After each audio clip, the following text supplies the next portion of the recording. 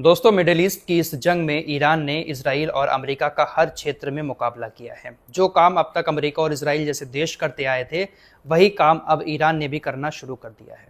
दरअसल आपको 2 दिन पहले मैंने एक रिपोर्ट में बताया था कि अमेरिका और इसराइल ने ईरान के ऊपर जो बमबारी की है, गोला बारूद गिराया है, मिसाइलों से हमले किए हैं। ज़रूरी नहीं होता कि किसी जगह पर बहुत सारा गोला बारूद या मिसाइलें गिराई जा रही हों, वो सारी की सारी फट जाएं। बहुत सारे गोला बारूद और मिसाइलें ऐसी होती हैं जो कहीं पर गिरने के बाद भी ब्लास्ट नहीं होती हैं। गाज़ा के अंदर भी हमने देखा था, जब इसराइल हमास के ऊपर हमले कर रहा था गाज़ा के अंदर, तो बहुत सारा गोला बारूद इसराइल का ब्लास्ट नहीं होता था, जिसको हमास के लड़ाके रिकवर करके उन्हीं हथियारों को ठीक करके उन्हीं से इसराइल के ऊपर हमला शुरू कर देते थे। इसराइल के हथियारों से हमास के लड़ाकों ने इसराइल के ऊपर ही हमले किए थे। ऐसा ही कुछ ईरान के अंदर भी देखने को मिल रहा है। बहुत बड़ी तादाद में गोला बारूद अमेरिका और इसराइल ने ईरान के ऊपर गिराया है। तकरीबन 9,500 गोला बारूद अमेरिका और इसराइल के ईरान ने रिकवर किए हैं, जो अनएक्सप्लोडेड गोला बारूद हैं, यानी जो बिना फटे गोला बारूद हैं। तकरीबन 9,500 ऐसे गोला बारूद बरामद किए हैं ईरान ने।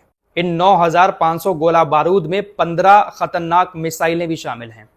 15 ऐसी अनएक्सप्लोडेड मिसाइलें भी ईरान के हाथ लगी हैं, जिसका इस्तेमाल अब ईरान रिवर्स इंजीनियरिंग में कर रहा है। आपको बता चुका हूं रिवर्स इंजीनियरिंग के बारे में। कोई भी हथियार किसी देश का अगर किसी देश के हाथ लग जाता है, तो उसी टेक्नोलॉजी का इस्तेमाल करके, रिवर्स इंजीनियरिंग करके, वैसा ही हथियार दूसरा देश भी बना लेता है।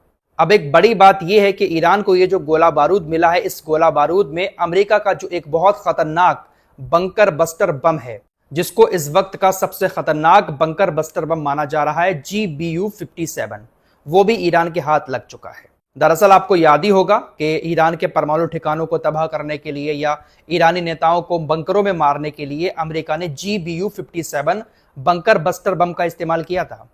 ये बम ऐसा होता है कि जमीन के अंदर काफी गहराई में चला जाता है, अंदर कोई बंकर बना हुआ होता है, उसकी मोटी मोटी दीवारों को तोड़ता हुआ जमीन के अंदर घुस जाता है। इसका इस्तेमाल ईरान के ऊपर हमले करने में अमेरिका ने किया था।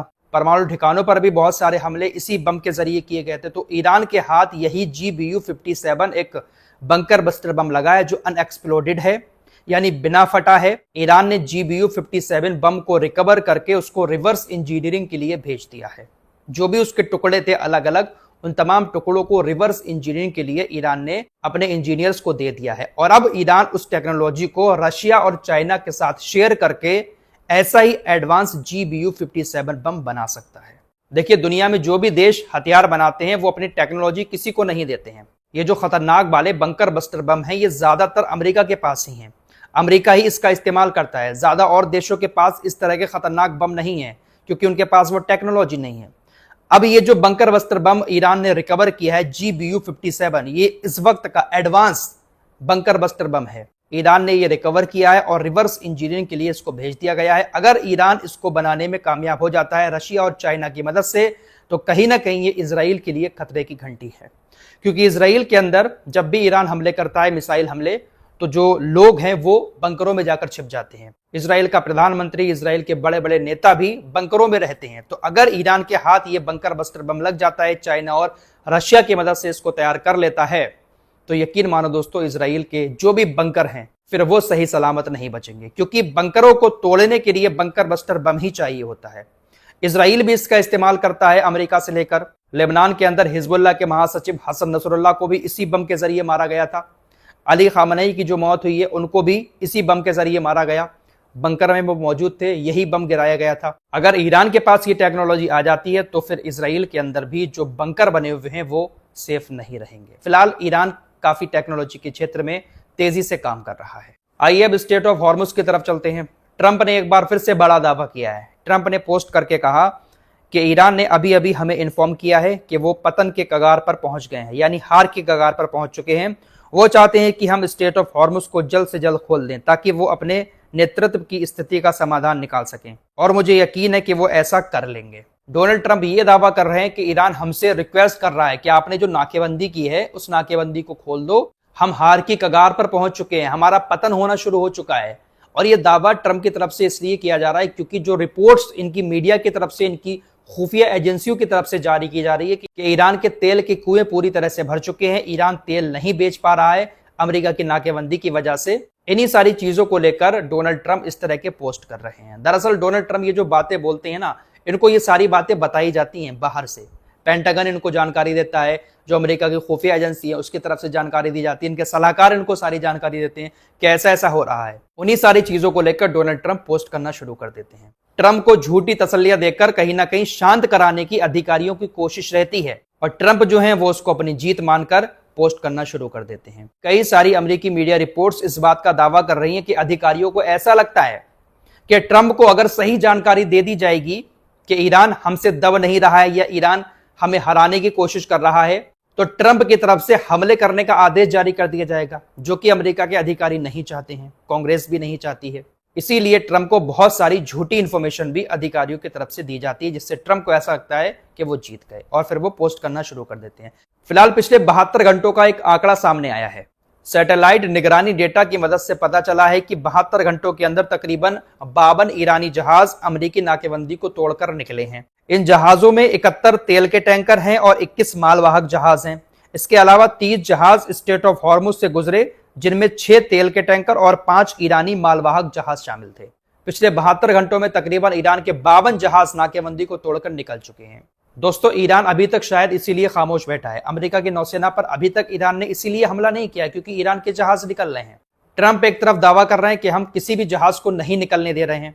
हाँ, कुछ जहाजों को अभी तक रोका है, तकरीबन 4 से 5 जहाज ईरान के रोक चुका है अमेरिका, लेकिन सारे जहाज नहीं रोक पा रहा है।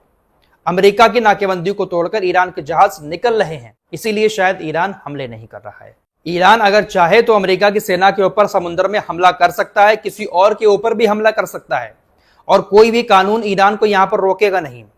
ईरान की तरफ से यूनाइटेड नेशंस से साफ कह दिया गया है कि ईरान ने अभी तक यूएन क्लोज पर सिग्नेचर नहीं किए हैं। हम यूनाइटेड नेशंस के इस कानून से अभी तक बंधे हुए नहीं हैं। हमारे ऊपर कोई भी अंतर्राष्ट्रीय समुद्री नियम लागू नहीं होता है यूनाइटेड नेशंस का। हम चाहे किसी भी तरह के हमले समुद्र में किसी के ऊपर भी कर सकते हैं, हमारे ऊपर यूनाइटेड नेशंस का यह कानून लागू नहीं होता है। यूएन क्लोज का पूरा नाम है संयुक्त राष्ट्र समुद्री कानून सम्मेलन। इस पर अभी तक ईरान की तरफ से सिग्नेचर नहीं किए गए हैं, तो ईरान इस कानून में अभी तक बंधा हुआ भी नहीं है। यूनाइटेड नेशंस का यह कानून अभी ईरान के ऊपर लागू नहीं हो रहा है। यह बात यूनाइटेड नेशंस में ईरान के राजदूत ने साफ कह दी है। फिलहाल अमेरिका की नाकेबंदी ईरान के सभी जहाजों को रोकने में नाकाम हो रही है। कुछ जहाज जो पकड़े जा रहे हैं बड़े बड़े, जिसमें बहुत ज्यादा तेल भरा हुआ है, उसको वापस पाने के लिए ईरान अमेरिका के ऊपर समुद्र में किसी भी वक्त हमला कर सकता है, क्योंकि ईरान ने साफ कह दिया यूनाइटेड नेशंस में कि आपका कोई भी कानून हमारे ऊपर लागू नहीं होता है, क्योंकि हमने अभी तक सिग्नेचर उस कानून पर नहीं किए हैं।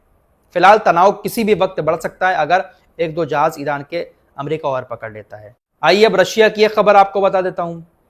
सुपर पावर इसको कहते हैं।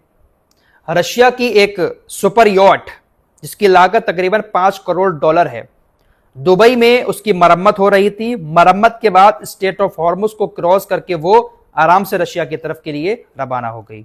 रूसी झंडे वाला ये पोत आराम से समुद्री रास्ते से स्ट्रेट ऑफ हॉर्मुज क्रॉस करके रशिया की तरफ जा रहा है। इस पोत को ना तो ईरान ने टच किया और ना ही अमेरिका की सेना ने टच किया। इसको कहते हैं बॉस वाला रुतबा। किसी की हिम्मत भी नहीं हुई रशिया के झंडे वाले इस पोत को रोकने की। रशिया से कोई पंगा लेना ही नहीं चाहता है। ईरान का तो चलो खास दोस्त है, इसलिए ईरान ने नहीं रोका, लेकिन अमेरिका भी सामने नहीं आया इस पोत को रोकने के लिए। फिलहाल अभी ये जंग जो परमाणु हथियार को हासिल करने के नाम पर शुरू हुई थी, अब पूरी तरह से समुद्र में आकर फंस गई है। अब पहले समुद्र का मामला क्लियर होगा, उसके बाद अमेरिका इधर परमाणु मामले पर कुछ काम करेगा। फिलहाल इस रिपोर्ट में इतना ही। कुछ और खबरों के साथ फिर हाजिर होंगे। अपना ख्याल रखिएगा। अल्लाह हाफिज।